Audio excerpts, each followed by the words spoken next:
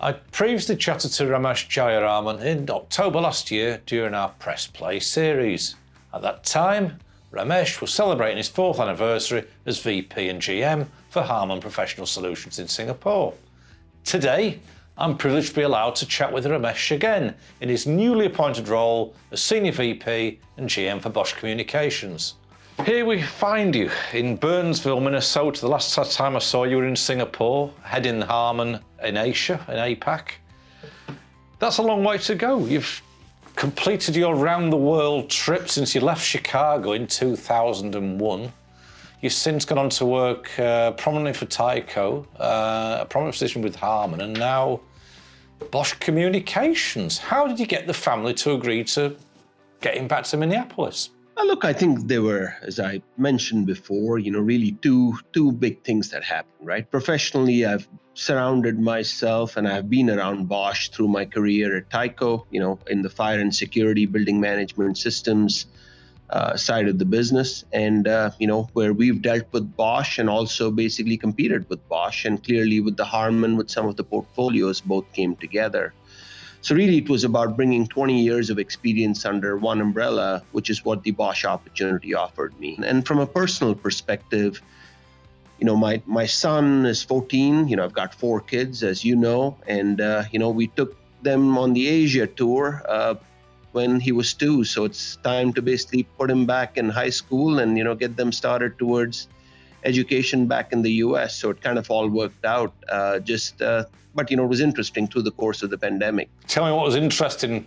Were there any obstacles in relocating during such a sensitive time period? Honestly, I think our flights out here went pretty seamless. We obviously had to go through necessary COVID tests, do different things. Clearly with container shortages, housing shortages, and those kind of things, the journey continues. But I always look at it as part of a move, and I've done that for many, many times in my life. So, it's just part and parcel of how it works, and the family is kind of used to it. You mentioned that this is giving you some energy. When you joined the company, you were particularly energized to see how Bosch had proactively adapted to the new challenges brought about by COVID.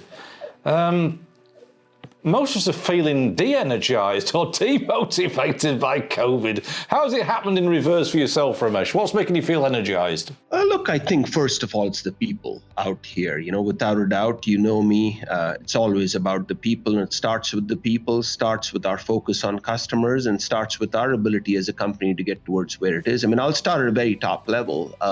From a Bosch perspective, we are $70+ billion company that basically could stand the storm of COVID. Clearly, as we look at our 400,000 plus associates, we've kind of held on to it. It's a very family-based company, and these things are very important to me as I kind of looked at what had to be built, where we needed to go. So I think that was a very, very strong foundation. 2 is, looking at this business, in the building technologies portfolio, where they are headed towards, as we look at our, software technology, where things are headed towards. Bosch has always been, it's called invented for life. At the end of the day, they always basically like to go create things for the future. And that was a clear opportunity that we saw. And really, as COVID comes through, it's like a hurricane. I used to live in Florida. When hurricanes go through, parts of it kind of get broken down and parts of it get rebuilt for just bigger, better things. And that's really what we see at Bosch and where we are headed from a business communications perspective. So all energizing stuff. Bosch is an umbrella for some very premium brands such as RTS, dynacorp, Electrovoice, and Bosch itself. The last time we saw the company at a trade show was nearly 2 years ago now.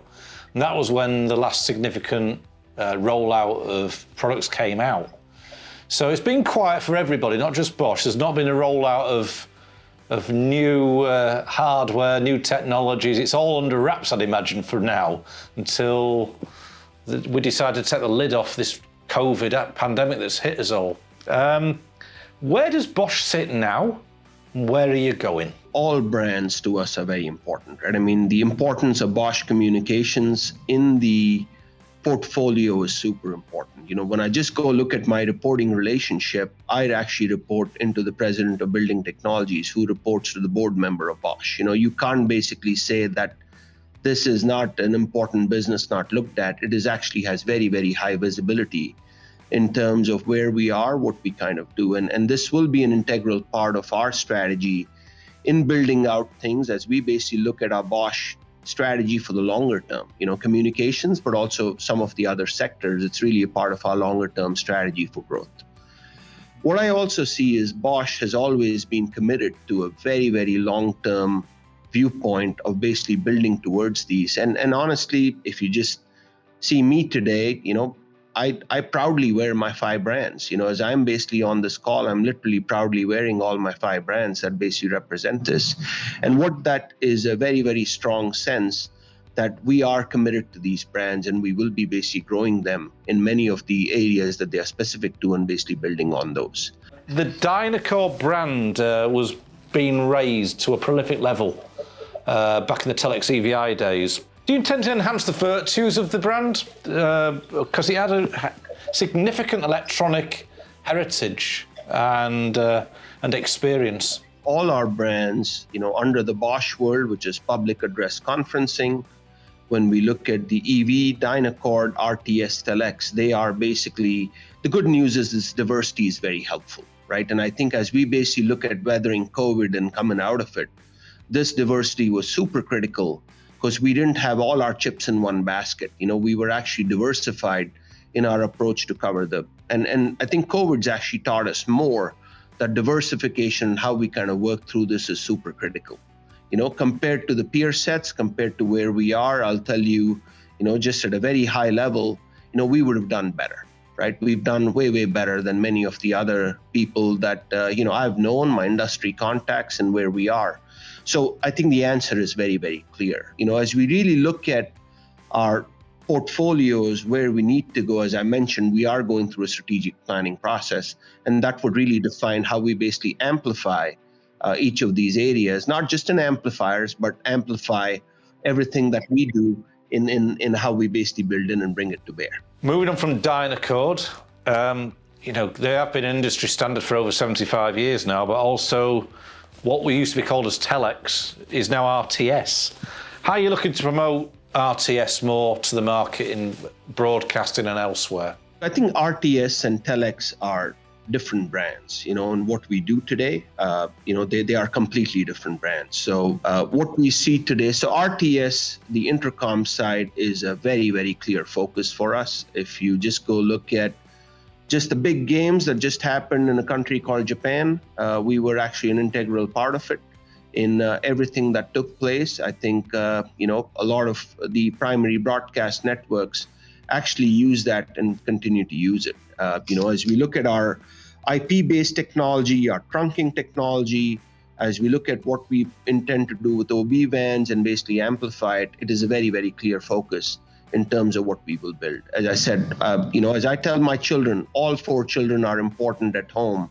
And here I can tell you all my 5 brands are equally important in what we kind of go do and what we build. Now, when you graduated with a master's in 2001 in Chicago, not a million miles away from where you are now, did you ever think you'd return to the US at that point?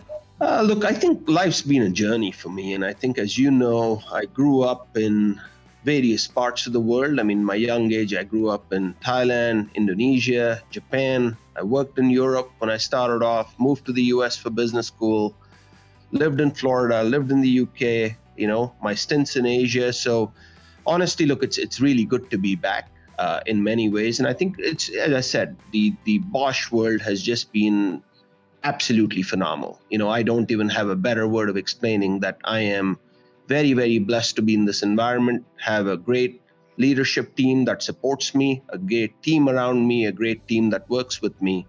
And from a family perspective, it's really good. So yes, it is still about a 6-hour drive from Chicago, and that's one of my plans to head out one weekend to actually go make the visit there and see my alma mater, but also, spend some time out there. But look, I think it's phenomenal. So it's really, really good to be back. Well, we're looking forward to seeing how this chapter in your career unfolds, Ramesh, and thanks for giving us the opportunity to have a chat with you today. Absolutely, mate. And I look forward to seeing you, in your travels, either this way or when I come out to the UK. So hopefully we can get to see each other face to face and maybe get an Indian curry together. So that would be nice.